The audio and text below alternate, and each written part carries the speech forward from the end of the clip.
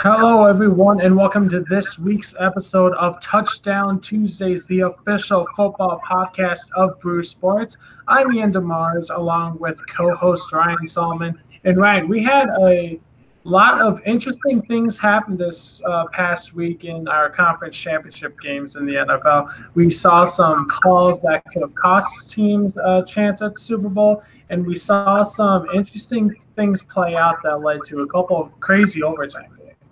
Yeah, absolutely. And you mentioned it with the crazy overtime games. We had both games going into overtime for I don't ever remember this happening before. I can't confirm whether or not it's happened in NFL history before. But as you mentioned, also both games had controversy in them, and there was just really one play in each game that not decided the game, but led to the game going in a vastly different direction than it could have before. So in the Chiefs game, there was an interception by the Kansas City defense very late in that game that would have effectively ended it, but Dee Ford was lined up in the neutral zone. That offsides penalty gave New England a second chance. And then in the Rams-Saints game, there was a no-call pass interference that would have led to the Saints running the clock out before kicking a potentially game-winning field goal.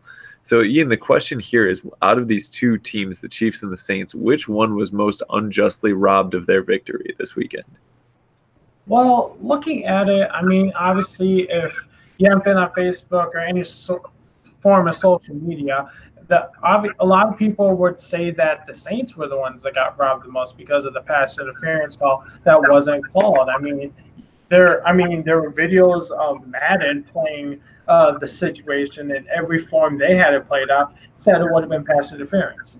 But I'm not going to say they were the ones that got robbed the most. I'm going to say the Kansas City Chiefs were the ones that got robbed the most because of two reasons. First one, you had mentioned that interception that happened at the end of the game. It was an interception, but there was a very late flag for a neutral zone infraction. Now understand, it was the right call, it was the right penalty. But the fact that you waited so long to throw the flag and call the penalty is unacceptable by the refs. We've seen mistakes by the refs in not just this game, but obviously in the Saints game as well. But the real reason why the Saints or the Chiefs got robbed in this game is because of the overtime rules. And I've been one who's been a fan of the college football overtime rule, where each team gets an opportunity to possess the ball. Now you look at the NFL. The NFL has changed it up a little bit in regards to giving teams a chance to get the possession back, whether that be, I believe the only way you can get the ball back besides a turnover is just on a field goal. So we saw in this game that Patriots won the coin toss, and what did they do? They drove down the field and got a touchdown. And look at what Patrick Mahomes did in that second half, bringing that team back after getting shut out in the first half. They scored a huge amount of points in the second half. They got back in the game. They were able to force overtime, 31 points in the second half, and yet the guy who led them back didn't get on the field in overtime. I think the NFL has to change this rule. If it's not for the regular season, if I can understand maybe not doing it for the regular season, but it has to be done for the playoffs. The playoffs cannot end this way where only one team gets the ball in overtime. Both teams should have the opportunity to get the ball in overtime. I think this is a rule that's going to have to change within the next couple of years because it's unfortunate that we're seeing some of these plays happen. You look in the Saints and Rams game, for example, if Drew Brees goes down the field, you want to know what? A lot of people might not be talking about that pass interference call. A lot of people are saying that they still should have won the game. But let's remember, Drew Brees threw an interception in overtime. So anything can happen. And you want to know what? If the Chiefs get on the field, I think they score a touchdown as well, and this game continues to go on. So the Chiefs were the ones that really got robbed this last week. See, it's hard for me to say that the Chiefs got robbed, considering that they definitely lined up in the neutral zone, first of all. So Dee Ford was for sure in the neutral zone. They did make a play in defense that would have stopped the Patriots. But how can you say that they really got robbed by the coin toss when they technically had ample opportunities during the game to win it in regulation and then an opportunity to stop Tom Brady the first drive? If they would just put on a show defensively, they don't let Tom Brady run down the field either in the final 2 minutes or in the first drive of overtime, this is completely different. So you could say they got robbed by the overtime rule, but in reality, their team just wasn't up to the test of Tom Brady and the New England Patriots offense. And that was one of the issues that the Chiefs have had all season, is that their defense hasn't been able to stop anybody. Now, if you look at the Saints-Rams, the Saints actually have a legitimate case for being robbed in this game. There was what appeared, especially in slow motion, to be a very obvious no-call pass interference penalty that would have allowed them to ice the game. So in terms of the word robbed and what it actually means in this instance, I'm going to go with the Saints as really the only team that was robbed, because the Chiefs had a chance to stop the Patriots. There was an unfortunate penalty that Dee Ford actually committed, and this was not in the officials' hands at all. This was the officials making the correct call on a mistake that the Chiefs made.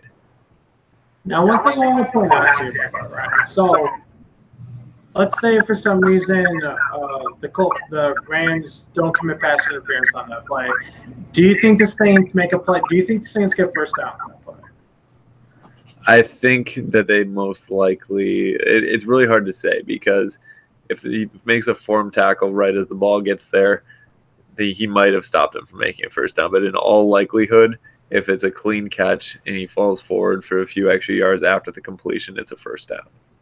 Yeah, because it's tougher to predict that, I think, than it is to see the Chiefs score. That's why I think the Chiefs got robbed more, because odds are, remember, it was Tommy Lee Lewis that had the opportunity. Remember, he's a young player, so don't really know if he can catch the ball in big game situation. We've seen young players for the Saints make some mistakes in big games. Look at last year in the divisional round. I think that obviously that they got robbed in this game as well, but I just think that if Mahomes gets an opportunity, they at least show something. While you look at the Saints game, you look at if it's an incomplete pass or with no penalty, if there wasn't a blown call, they still kick a field goal in that situation. And obviously, you look at earlier in the game too, early in that first half when they were up in that game, what did they give up? They gave up a fourth down fake punt.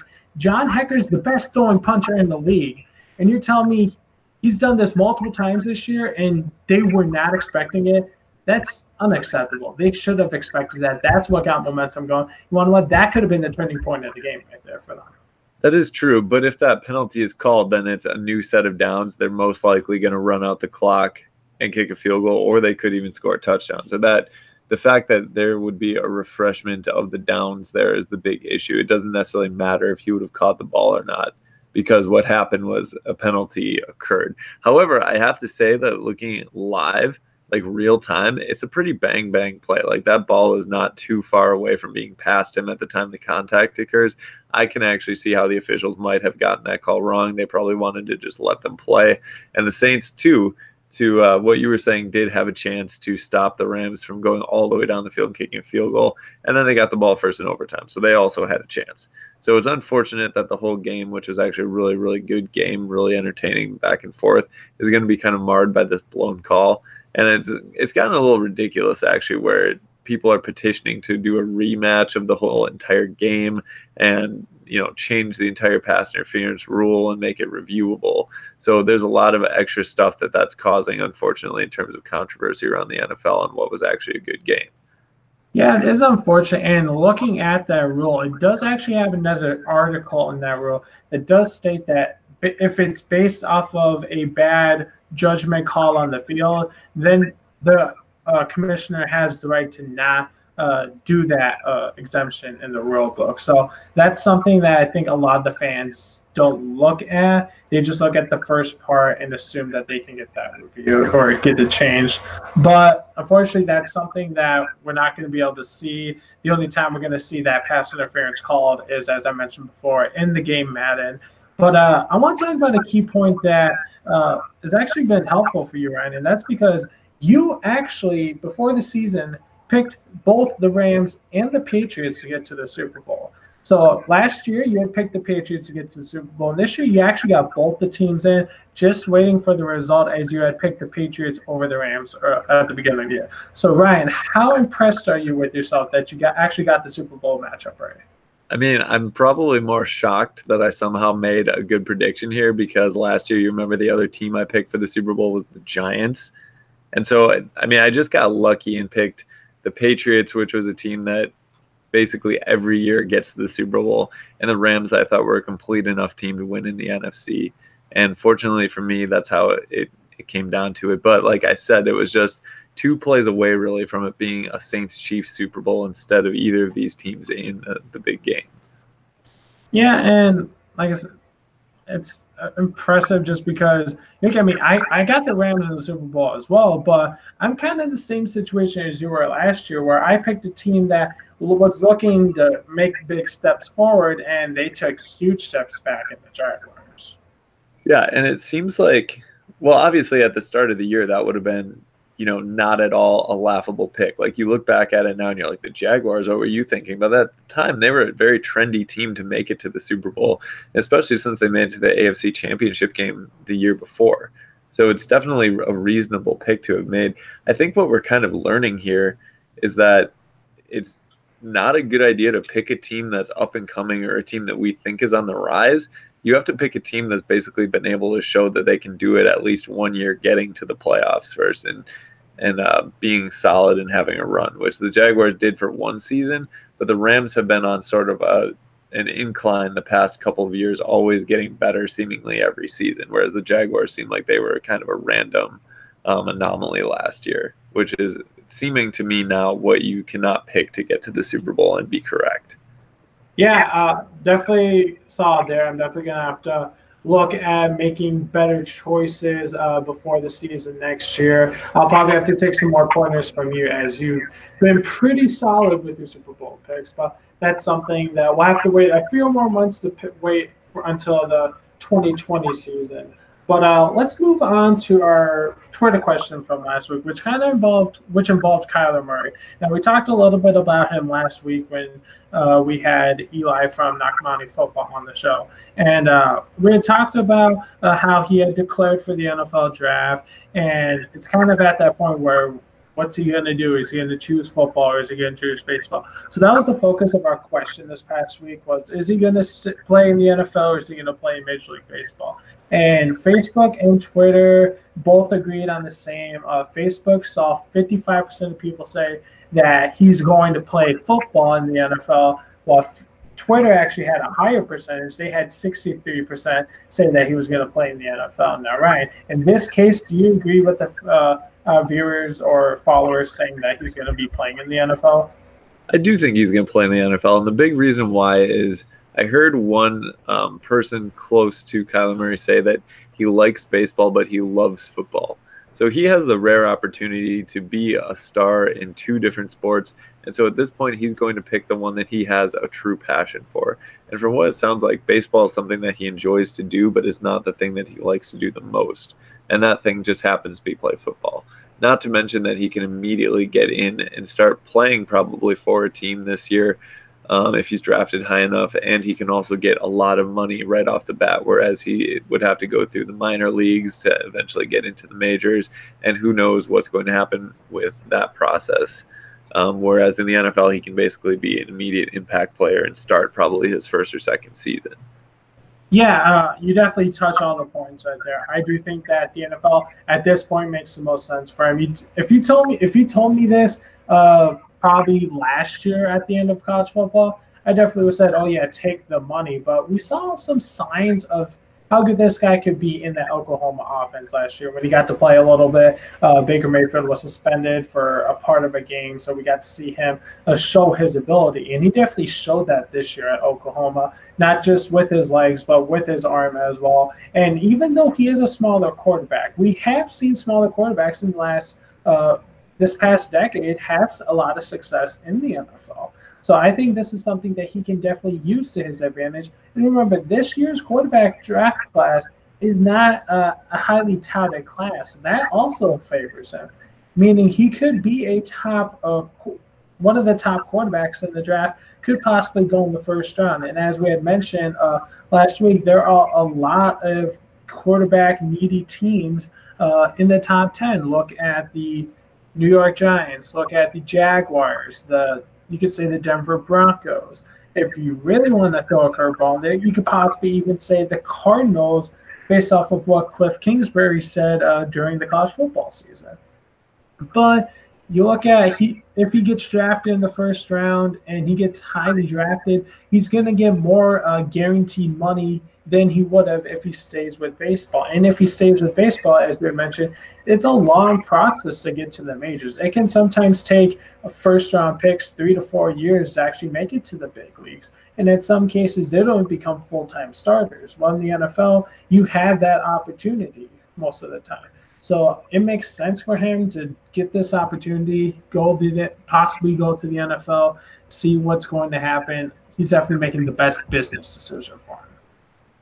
Yeah, and that's what's been mentioned also, is that it's also a business decision. It's not just what he likes to do more, it's what's going to lead to him having a better career in the long run, which it seems he is leaning toward football. But let's get to a guy who's been playing football for a while now, and we found out he's going to be playing for at least one more season, and that's Larry Fitzgerald. So Larry Fitzgerald, it was just announced, has received a 1-year contract to play with the Cardinals again, and he'll be returning for, I believe it's his 16th season, right? Yes. 16th season. Are you excited that Larry's coming back, or do you think that it's time for him to ride into the sunset? Actually, I'm excited to see Larry Fitzgerald come back. He's one of my favorite players to watch in the NFL. And when I looked at this season for him, it was kind of an inconsistent season for him. Didn't really do too much earlier in the year when Sam Bradford was the quarterback, and even when Josh Rosen took over. And then towards the end of the year, we started seeing some of the old Larry Fitzgerald where he would get a lot of receptions per game or get in the end zone finally. But I think he wants to end his career. Obviously, if he had a better start to the year, this could have been his last year. But you look at what happened. The team had a terrible record. They had to change quarterback midseason. They fired their coach after 1 year. And he wants to try and help develop this offense. So what does he need to do in order to do that? He has to actually stay and help Rosen in his first full season as quarterback. You have to stay and help out your first-year head coach, who's an offensive-minded head coach. You have to help develop some of those players, especially at the wide receiver. Christian Kirk's going to be coming back for his second season. Could be a huge player for them. They could even go after a receiver either in the draft or free agency that could help them out. This is a smart move for him. Obviously, I think he still wants to play football. He's a Cardinal for life, so he doesn't want to go anywhere else. This is a solid decision for him, and it's not one he's going to regret. I agree with you. I'm excited that he's coming back, and it's because he's been one of the classiest guys in the NFL ever since he came into the league.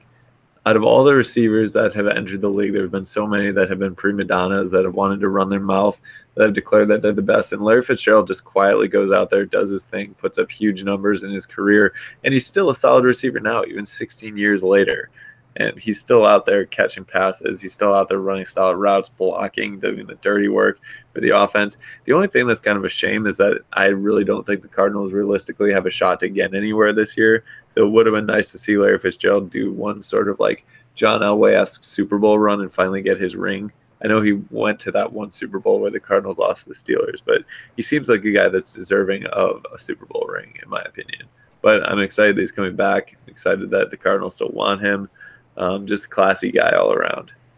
Yeah, definitely a guy that player or young kids definitely look up to. He's definitely a solid role model, and he'll definitely be a role model for the younger guys in that team going forward. Hopefully, he's able to turn a bad season for his team into a better season. I'm not sure if you can consider them a playoff team, but as long as they get like 6 wins, then it's a successful season for them. It's kind of sad to talk about 6 wins being a successful season, but I guess Larry Fitzgerald is wanting to usher in a new age of Cardinal football, a new era of young players. So for that, I give him a lot of credit. Yeah, absolutely there. But let's switch topics a little bit. Let's talk about a key thing that we talked about earlier in the show. It's about the pass interference call that wasn't called in the NFC Championship game. Now, based off of that call, the NFL is actually looking into reviewing whether replay on possible pass interference calls should be something that is enrolled in the NFL this offseason.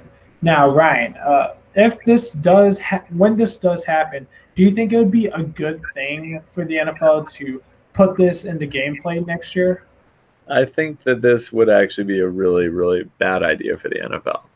And the reason that I think this is because if you go down the rabbit hole of talking about reversing calls on the field, then there's no one who can be challenged. So talking about pass interference, sometimes it's obvious if it's a pass interference call. However, pass interference is sort of like holding, and that you could probably call it on a lot of different plays. So there's plays where there's hand fighting, there's plays where the offensive player is actually holding onto the defensive player, and all of a sudden you take what was called on the field and you tear into it and you really give it a look. What everybody sees is still going to be different. So this is going to be even harder to deal with for officials, having to decide whether by the letter of the law it will be defensive pass interference or offensive pass interference. So it's just going to lead, if they do this, to a lot of calls that people have even more rage about, because the officials will have actually had a chance to look at it and will probably still leave a lot of these calls as they were called on the field. And then after defensive pass interference and offensive pass interference, you can go into holding, you can go into illegal blocks in the back, you can go into unnecessary roughness. There's no end to what can be challenged then. And what you're talking about is just slowing down the game and getting to nitty-gritty opinion on what is and what isn't a foul, which I think is going to be overall bad for the NFL. And they need to kind of nip this overreaction to what was one bad call that cost a team a chance to go to the Super Bowl, and they have to just try to let it die and sort of move on from there and hope that next year there's not as much controversy over a blown call. Yeah, and you look at the situation where obviously it was a bad call, it was a no call, that was a bad choice by the refs. But it feels like there's one of those that happens every year in the postseason. And then it gets discussed on whether there should be a change or not. But the thing, you make the point, if they do this, then they're going to have to start reviewing nearly every penalty in the league. And as you said, this is going to slow the game down even more and more. And a 3-hour game is going to turn into a 4-hour game. And you look at some of these newer leagues that are coming in, the Alliance of American Football, the XFL, their goal is to try and shorten the game by calling less penalties in these situations. If the NFL is looking to call more penalties, then they might lose a lot more fans to these newer leagues that come out. So it's going to get reviewed, or it's going to get discussed. There's going to be a lot of good points made that pass interference is one of those calls that doesn't get called on some occasions. But the thing is, if you do it with this one, you're going to have to do it with a lot of other key penalties, because there's going to be missed calls, and then there's going to be this reactions and discussions of, oh, they need to make this reviewable.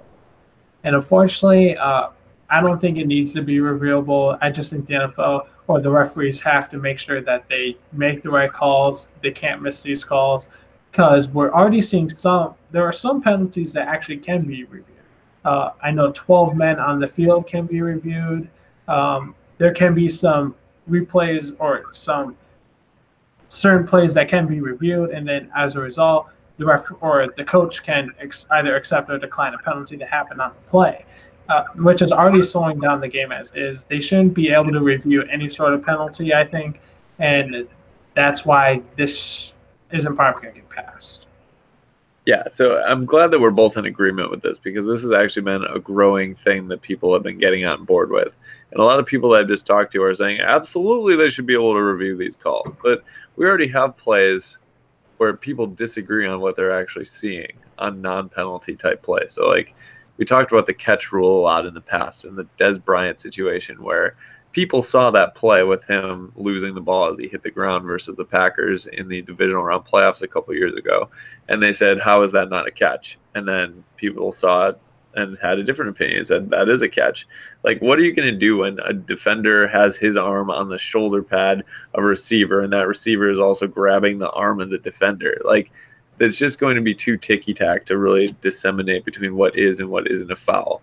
And that's why, to some degree, the best thing to do is to just let the officials do their job and just accept the fact that they are sometimes going to get calls wrong. It's happened to every team in their history, probably except the Patriots. So we might as well just deal with it and learn to live with the fact that they're not perfect, just like the rest of us aren't perfect either. Yeah, you hit that spot on. Nobody's perfect, and these calls, like I said, as unfortunate as they are, they happen all the time. So that's just something that the referees are going to have to do a better job of just making the right call to begin with. And in those cases, as a result, then we won't have to see some of these unfortunate things happen. But let's switch topics here. So with the season winding down, we got the Pro Bowl this coming weekend. We got the Super Bowl the week after that. So a lot of people are thinking, well, that now we got to wait for about like 6 months to see football. That's not the case because of the new spring football league called the Allegiance of American Football, which starts in a couple weeks. It's a 10-week season. There are 8 teams in the league, so there'll be 4 games every week that'll be played on Saturdays and Sundays. So, Ryan, of the new teams, of these 8 teams, which team are you most excited to watch? I mean, honestly, what I'm really the most excited for in the whole Allegiance of American Football is to see some new uniforms. So I'm just excited to see what all of these teams really look like. I've been trying to kind of surf around on their websites to see if I can get some quick looks at what their uniform designs are. And I'm just excited to see some of these teams with the new uniforms out there because I don't know. It's just nice to get something new without having to get rid of classic stuff. Like I did not like the Titans' new uniforms this year in the NFL, so it's going to be refreshing to see some new uniforms that I don't feel strongly opposed to, I guess. Yeah, and it's unique how the Alliance is doing their uniforms. Their uniform apparel company is Starter, which is getting back into the uniform business. So I think that'll be a huge thing that can get a lot of people interested right away, just because they want to see how Starter makes these uniforms look. I've looked at the website. I think it's a pretty neat design that they have, not just for the league, but for some of these uniforms as well. And I like the fact that some of these teams that are out there are based in cities that don't have NFL teams. I mean, look at San Diego's coming back with a team. You got Salt Lake City has a team. Salt Lake City, Birmingham, Orlando. That's just some of the teams. So I'm really excited to see some of these cities get an opportunity to host a professional sports team.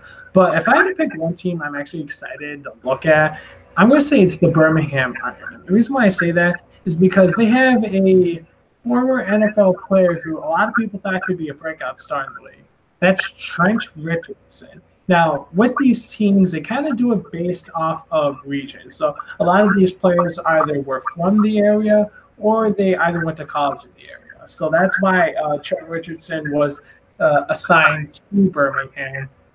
This guy, I think, wants to try and show that he still has football ability, and I hope that he's able to do that because when he was in college, he was a fun guy to watch for sure. A couple other guys that'll be on this team, you got Chris Davis, remember the kick six in college football. He'll be on that team. Then another guy that I like because he's a Michigan guy, and that's running back Ty Isaac, a guy who had some really good years at Michigan, who I think put him in the backfield with Trent Richardson. That's an exciting 1-2 count to watch. You know, they also have Nick Novak, the former kicker for the San Diego Chargers back in the day, too. Yeah, that's definitely one that I saw. I was just like, oh, it's good to see him back. Yeah, good for him. Yeah, exactly. And it's nice to see some of these coaches that each team has. I mean, you look at, I see Steve Spurrier's the coach in Orlando, Mike Singletary's coaching, Mike Martz, the former Rams coach, is coaching. So it'll be interesting to see how some of these coaches who might not have coached in a long time deal with these new teams. Yeah, and it seems like they're all pretty excited for this thing to start. So we'll have to see if it grows or if it starts to kind of dematerialize as the season goes and ratings either increase or decrease. But it looks like they actually have some talented players on some of these rosters, so it should be interesting to see what happens. And I'm definitely going to turn on a game to check it out. And I bet a lot of people that were disenfranchised by the NFL and the protests are going to turn to this if they still like football and kind of say, okay, this isn't the NFL, so I'm going to give it a try. Yeah, I definitely agree. And if you do want to catch the action from the Alliance of American Football, you can check it out on CBS Sports Network. And I believe they're also having an app. I'm not sure if it's through CBS or not, where you can watch the games for free. So if you do want to try and check it out, definitely look at all of those options. You mentioned Starter too. Didn't they produce NFL uniforms a while ago? Yeah, I believe it was like the early to mid '90s where they had the uniform deal. Yeah, before Reebok, I think. So was Yeah, it Starter, Reebok, and then Nike that took over? yeah, I believe that's what it was. Yeah, so they should know what they're doing. So this will be interesting. I wonder how long it'll take before we start to see some Allegiance American football uniforms being worn around town by people.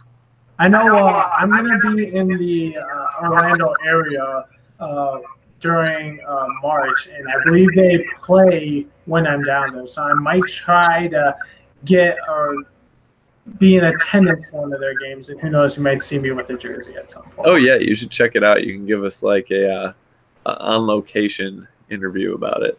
Yeah, that would definitely be something to look at. Hopefully, I'm there the right weekend, but I guess that's just a matter of time. But let's move back to the NFL. So, with the Pro Bowl being this week, let's discuss this a little bit. So, they're going back to the AFC NFC format. And before we talk about the game itself, Ryan, we've noticed that the past couple of years they've actually done, I believe, the Thursday before the Pro Bowl, they've actually done a skills competition. And this year they're doing it the AFC versus the NFC. They're doing a bunch of various competitions. So without naming any of the competitions, Ryan, I just want you to tell me which conference is going to win based off the players that are participating. Win the skills competition or win the Pro Bowl? Win the skills competition. Then we'll discuss the actual Pro Bowl. Okay. So for the AFC, you have Von Miller, Myles Garrett, Kyle Williams, Denzel Ward, Eric Ebron, James Conner, Jamal Adams, Andrew Luck, Juju Smith-Schuster, and Deshaun Watson. The NFC, you have Ryan Kerrigan, Bobby Wagner, Adam Thielen, George Kittle, Mike Evans, Saquon Barkley, Russell Wilson, Cameron Jordan, Mitchell Trubisky, and Akeem Hicks. Well, for the skills competition, I think I'm going to go with the NFC. And the simple reason for that is because I don't think Russell Wilson will let the NFC lose at a skills competition. Like, this guy is hyper competitive. So whatever they're doing out there, they're going to be working hard because this guy is going to make them rally around and win the skills competition. And you have a couple of other solid players on that team, too, that are pretty freak athletes. You look at Saquon Barkley, the guy is a tank who can also hurdle defenders. You look at Mike Evans, super tall and rangy. So I think that they have a pretty good chance. And it's not that the AFC is bad at all, but I just think the NFC has a lot of guys on that team that really want to win no matter what they're doing. And I think that the AFC has a lot of guys that want to win football games, not necessarily anything that they're doing. Okay. Yeah, I was looking at the rosters, and you definitely look at some you could say have the better position advantage compared to others. And I could easily see the AFC getting off to a huge lead and then seeing whatever event Russell Wilson do lead them back. But I'm going to go with the AFC because when I look at this roster, there's a lot of guys on this roster that I think I'm a huge fan of. I think Von Miller could be like the captain of this team and like lead them. I like James Conner because he had a huge breakout season and could be an underrated player for their team. And then you got Andrew Luck, a guy who is coming off of a huge comeback season. I think could be the guy that sparks this team a little bit. So I think the AFC is going to win. So I'll name off the events they're going to be doing. They're going to be doing an event called the 40-yard splash, which is a new challenge that apparently tests football. It mixes like football with like a fire bucket per game. Not exactly sure how that's going to work. There's an event called the Gridiron Gauntlet, which is like a football relay race. There's a precision passing event, and then there's best hands. And then there's the event that's been brought back last couple of years, and that's dodgeball. So it'll be interesting to see how this turns out for either side. Yeah, I think they should do all the skills competitions like they do mini camp on the Madden games. It's going to be like precision passing, like pocket presence, rushing attack, or at least just, call the drills what they actually are. So like the gauntlet, just call it like football relay. But here's some questions I have about the Pro Bowl. Is how in the world did Mitch Trubisky get in there? How in the world did Mitch Trubisky make the Pro Bowl? Are you kidding me? But moving on from that, I don't like that they have this thing before the Super Bowl, because a lot of the players that are going to the Pro Bowl or that would go to the Pro Bowl obviously would be playing in the Super Bowl. So I don't think that you should take that away from them just because they achieved more than the rest of the players. I liked it when it was after the Super Bowl and then everybody could kind of just relax and the season was over and all the people that played in the Super Bowl could kind of get another moment of glory because they were good enough to make the Pro Bowl. Yeah, I definitely think it's kind of weird that they have it right before the Super Bowl. I thought it was always an issue of having it. I believe it used to be the week right after the Super Bowl. And I think the best thing they could have done was maybe put it off a couple weeks so that way even the players that played in the Super Bowl can maybe participate in the Pro Bowl. But that's something I'm not sure if they ever discussed. Another thing I'd love to see them bring back was the old quarterback competitions that they used to have in like the mid to late 90s, where they had, I think, all the Pro Bowl quarterbacks compete in certain challenges. It'd be a days-long event. It was definitely something that was fun to watch, not just for the viewers there, but for the viewers at home. Yeah, and I liked that it used to be in Hawaii because nothing football-related ever happens in Hawaii. So it was cool to actually take them to that tropical, paradise and have them compete there. And they all looked so happy when they were doing the skills competition too, Like it was just a thing that was fun and it was light for everybody. Yeah. They're trying to make it more entertaining, but I don't think the purpose of it is to be entertaining. The purpose of it is to just showcase players that did well and give them something fun to do while we all watch them do it. Yeah, I know that's something that's been discussed as there's been discussions. That's why they tried moving the location to try and get more viewers involved. They also discussed possibly get rid of it because they said it's not getting much viewership and not many players want to participate. But, that's something they discuss every year, and they change something every year to try and make it more interesting. But unfortunately, I think if they change the timing of it, I think it'll help out a lot. I think they tried to do it so that it's still like bridging the gap between the regular season, the playoffs, and the Super Bowl, because I think that they assume no one's going to be interested after the Super Bowl is over. But it's just like, it doesn't make sense to me to say like, yeah, the two best teams in the NFL are not going to have anybody represented at the Pro Bowl. It just seems weird. It seems counterintuitive. Yeah, or if anything, something that they could maybe consider is do all the voting during the season, and then instead of doing it right after the season, how about you do it a month before training camp? So that could be interesting. I mean, it feels. Oh, go ahead.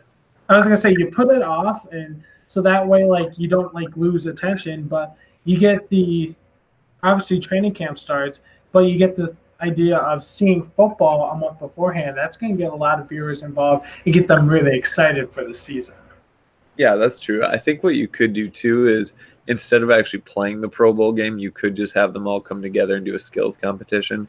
So it would be like, the three best from each conference basically got summoned to do some sort of competition to see which one is actually the most skilled out of all of them. I think that would be interesting. It would be like sort of an Olympics gladiator style sort of event that they could still have a lot of fun at without having to actually play a game. You could do like, offensive linemen doing challenges with other offensive linemen, and I think there are smarter ways to do it, like the NBA kind of does it, where I don't even watch the All-Star game, but the skills competition, three-point contest, the dunk contest are all great.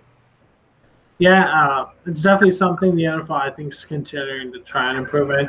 I think within the next 3 years, I think that a lot of people are actually going to want to pay attention to the Pro Bowl. I'm not sure if that's going to be because of more competitions or because of a date change, but I think within the next 3 years, something significant is going to happen with the Pro Bowl. Well, we will see about that. But we are getting to the end of our show, which always means that we have a fantasy football question. And Ian, what is our question for this week? So yeah, looking at our fantasy question of the week, we're actually looking a little bit forward now to next year. So obviously, when it comes to fantasy football, you're trying to think, who are you going to take with your first pick?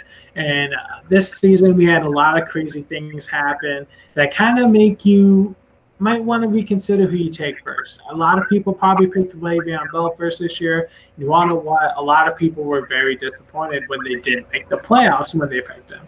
So, Ryan, based off of this, who, as of right now, who would you be picking first in fantasy football? So there's a couple trains of thought here, and I'm going to give you one really obvious pick, and I'm going to give you one surprise pick. So my obvious pick is Saquon Barkley, who had an absolutely huge rookie season. I don't see any signs of him really slowing down next year. He's two-dimensional. He can catch passes out of the backfield, and he can ground and pound both through the tackles and around the edge. He's an all-around great player who, unless he gets injured, is going to have a phenomenal season next year in fantasy. And then my sort of off-the-radar pick is a guy who had a huge year this year, but since he's not strictly a ground and pound runner, I think people sometimes forget about him, and that's Christian McCaffrey. So he caught so many passes this year for that Panthers offense, and without Jonathan Stewart on the team, he was really the featured back and a featured receiver. So he was putting up huge points this year, and I think it's only going to get better for him next year, showing this season that he can manage the load of a starting running back while still catching a lot of passes. Yeah, those are definitely some very solid options. I like both of them.